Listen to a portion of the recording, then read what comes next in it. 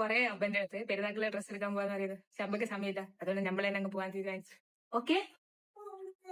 നോമ്പായതുകൊണ്ട് നോമ്പൊക്കെ തുറന്നിട്ട് ഫ്രീ ആയിട്ട് പോവാന്ന് വിചാരിച്ച്. 2 ദിവസമായിട്ട് അബ്ബ ക്രിക്കറ്റ് കളിക്കാനൊക്കെ പോയിട്ട് നമ്മൾ പറ്റിച്ചോണ്ടിരിക്കുകയാണ് ഡ്രസ്സ് എടുക്കാൻ പോകാതെ. അതുകൊണ്ടാണ് നമ്മൾ ഒറ്റക്ക് പോകുന്നത്. ഇത്രയും ധൈര്യത്തില് ഓനെയും കൊണ്ട് രാത്രി പോകുന്നത് ഊബർ ഉള്ളത് കൊണ്ടാണ്. അതാകുമ്പോൾ കറക്റ്റ് ലൊക്കേഷൻ അടിച്ചു കൊടുത്താൽ അവിടെ കൊണ്ട് ഇറക്കിക്കോളും.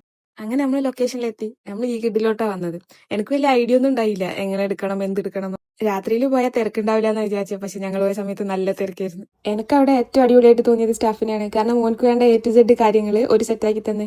ഇവര് എല്ലാം ഇട്ട് സെറ്റായി കഴിയുമ്പോൾ നമുക്കത് എടുക്കാതെ പോരാൻ തോന്നൂല. അവിടെ കിഡ്സിന് വേണ്ടിയിട്ടുള്ള ഭയങ്കര അടിപൊളി വെറൈറ്റി കളക്ഷൻസും ഉണ്ട്. അങ്ങനെ ഓൻക്കുള്ള ഡ്രസ്സൊക്കെ സെറ്റാക്കി നമ്മൾ നേരെ അബ്ബന്റെ അടുത്ത് പോയി. കാരണം അബ്ബല്ലാതെ നമുക്ക് ഡ്രസ്സ് എടുക്കാൻ പറ്റുന്ന അബ്ബനൊന്നും അറിയിക്കണമല്ലോ. പക്ഷെ അവിടെ പോയപ്പോ ചടച്ചത് ഞാനാണ്. അബ്ബനെ കണ്ടപ്പോ നേരെ അബ്ബന്റെ അടുത്ത് ചാടി. അത്രയും നേരം ഓന് ഞാൻ പുറത്തോട്ടിട്ട് ഏറ്റവും പിന്നെ മെയിൻറ്റ് ആക്കുന്നില്ല.